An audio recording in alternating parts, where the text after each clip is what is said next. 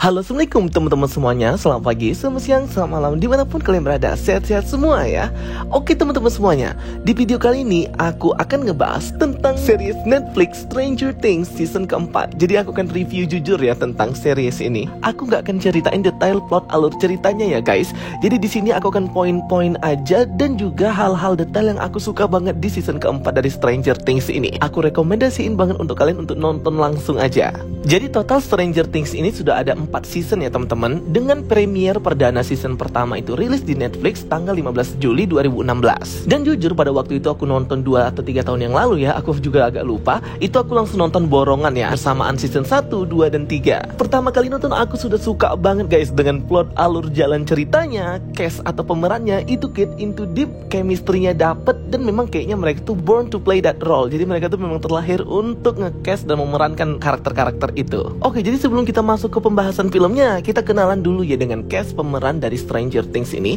Sama seperti Stranger Things season 1, 2, dan 3, pemerannya masih sama ya, cuman ada karakter baru yang ditambahkan di season keempat ini. Ada Millie Bobby Brown sebagai Eleven, Finn Wolfhard sebagai Mike Wheeler, Noah sebagai Will Byers, Sadie Sink sebagai Maxine Mayfield, Caleb sebagai Lucas Sinclair, Gaten Matarazzo sebagai Dustin, juga ada Jim, Steve, Nancy, Robin, Joyce, Jonathan, Erica, Murray, karakter baru Eddie Munson, Argyle, dan juga si nomor 1 atau number 1 si Vecna. Jadi memang ya guys, kalau sudah di seriesnya Stranger Things, setiap cast pemeran yang bermain di sini itu memiliki role atau peran yang penting masing-masing untuk bisa mensukseskan cerita. Oke, rate aku untuk Stranger Things season keempat ini 8,9 ya guys, out of 10. Karena memang Stranger Things season keempat ini seperti nge-wrap atau ngebungkus semua misteri yang terjadi di season 1, 2, dan 3. Dan season keempat ini udah sukses banget untuk ngedeliver itu. Oke, perbedaan yang sangat mendasar banget ya untuk Stranger Things yang season keempat ini adalah cerita yang berbeda-beda di suatu tempat dan juga karakternya terpisah-pisah ya. Kalau yang 1, 2, dan 3 kan mereka seperti bersama-sama ya untuk solve problemnya yang ada di Hawkins. Tapi di sini mereka seperti terpecah di beberapa wilayah dan mereka menyelesaikan masalah itu sendiri-sendiri yang nantinya penyelesaian itu jika mereka sukses akan menggabungkan kembali mereka menjadi satu grup. Nah, dan itu konsepnya keren banget guys. Nah, jadi kalau untuk detail aku di awal, Stranger Things season keempat ini lebih kayak nampilin sisi pubertas ya dari semua karakter yang sudah beranjak dewasa di film ini. Dimana di 1, 2, 3 mereka ini seperti sahabatan dan deket banget, tapi di sini mereka kayak punya interest dan kesibukan masing-masing. Jadi di season keempat ini, Eleven, Will, Jonathan, dan Joyce itu pindah ke California. Jadi tidak di Hawkins lagi. Nah, sedangkan seluruh cast pemeran yang lain itu masih di Hawkins. Jujur, sebenarnya kalau kita nonton di awal, Stranger Things season 4 ini seperti memulai cerita baru ya.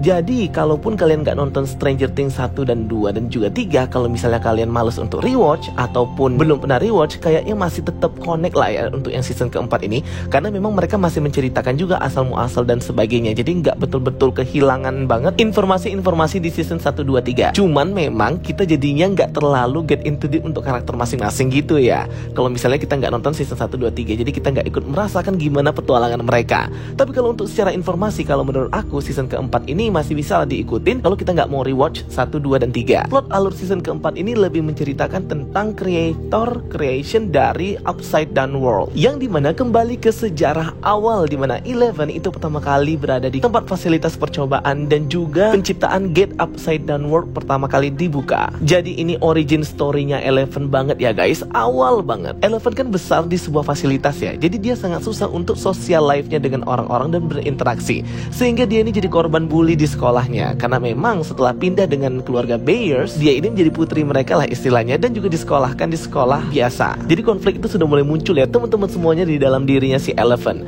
Kembali ke Hawkins, di sini juga banyak yang terjadi ya, dimana sering bersama-sama seperti waktu mereka kecil, karena si Lucas ini sudah fokus ke tim basketnya. Belum lagi si Max yang masih memiliki problem tersendiri ya, dimana dia ini masih terbayang-bayang kematian kakak tirinya Billy dan dihantui dengan rasa bersalah. Pokoknya masing-masing karakter ini sesudah after Stranger Things season ketiga itu punya problematik masing-masing yang membuat mereka ini rapuh dan fragile. Yang the best banget dari Stranger Things season keempat ini adalah plot twistnya teman-teman.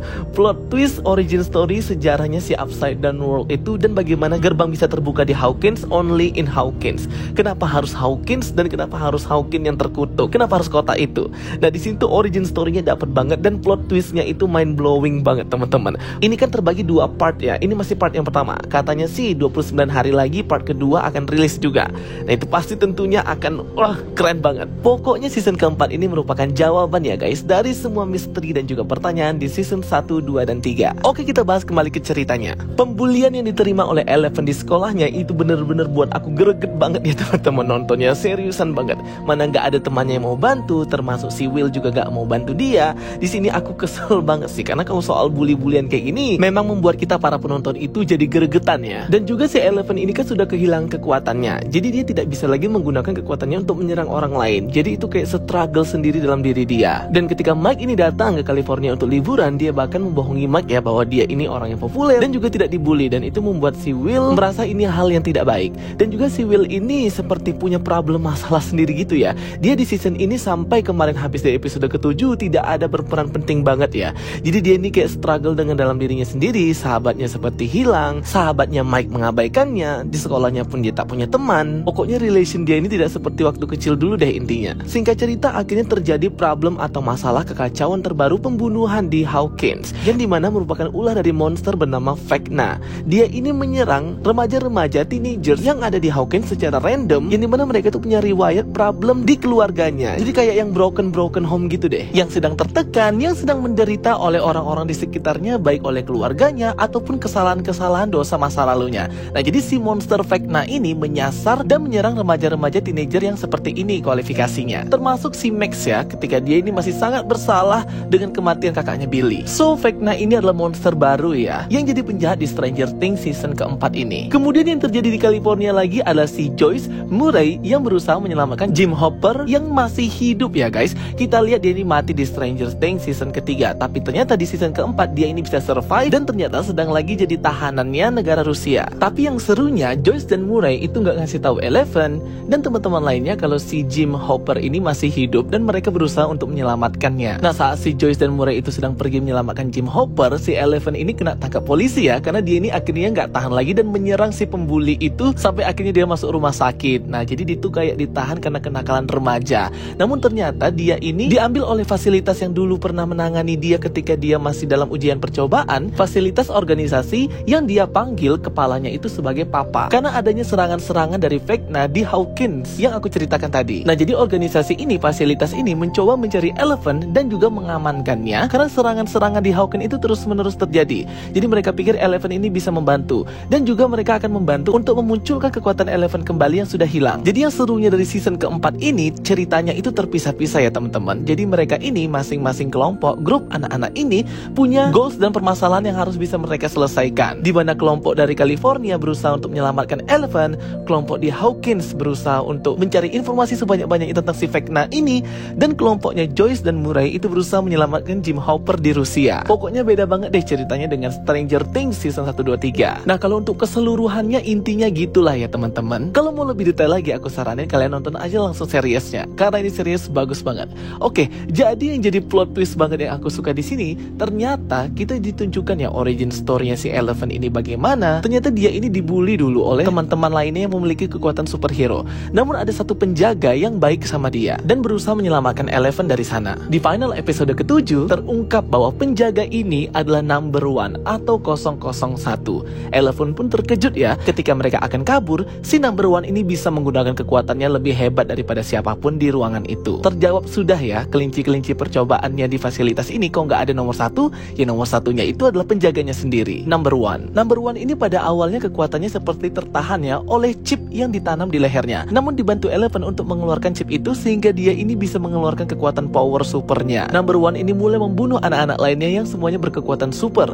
Dan juga semua anak-anak ini sampai ke Eleven merupakan hasil percobaan dari gennya, darahnya yang berasal dari number 1. Jadi number 1 ini adalah manusia super pertama ya. Dari gen dan darahnya inilah tercipta Eleven dan teman-temannya yang lain. Jadi tentunya misteri ini terjawab sudah. Siapa sebenarnya Eleven, dari mana kekuatannya, yang ternyata dari number 1. Dan menurut sejarah yang diceritakan di episode terakhir, final episode, number 1 ini waktu pada masa kecilnya itu tinggal di Hawkins. Makanya itu Hawkins ini jadi tempat terkutuk karena memang pertama kalilah di sini dia bisa membangkitkan kekuatan supernya. Ia bahkan membunuh adik dan ibunya ya teman-teman, dan membuat ayahnya jadi tersangka pembunuhan yang sebenarnya bukan ayahnya yang melakukan. Nah, kenapa bisa si number 1 ini berubah jadi Vecna dan berada di upside down world di Hawkins? Jadi flashback lagi ke masa lalu ketika dia selesai membunuh para orang-orang di fasilitas itu dan anak-anak super lainnya. Eleven ini berusaha untuk menghentikan number 1 ya.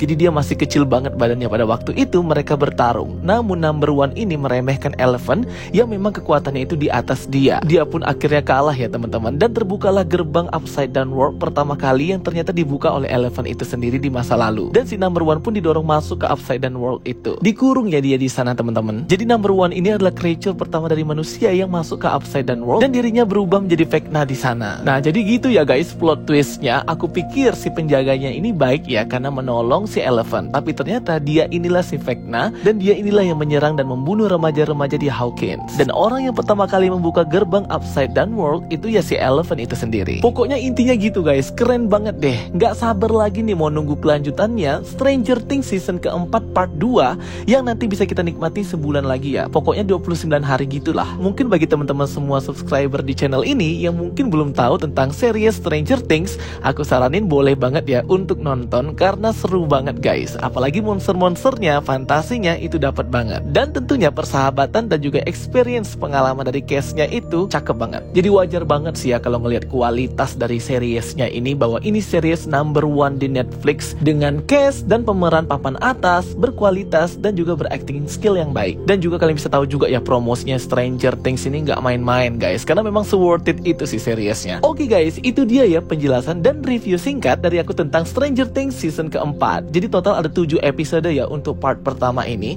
dan nanti part keduanya bisa kita nikmati sebulan lagi. Aku nggak tahu ya guys kenapa sistemnya dibuat Netflix kayak gini. Mungkin untuk ngebangun hype dan juga penasaran bagi para penonton. Karena kan Netflix itu sekali rilis semuanya episode sampai tamat. Kalau kalian mau lebih detail lagi nonton sendiri ya guys, bagus banget. Untuk nambah hype dan penasarannya boleh banget untuk rewatch atau nonton kembali Stranger Things season pertama, kedua dan ketiga biar tambah dapat feel-nya. Oke teman-teman semuanya, itu dia ya video penjelasan dari aku.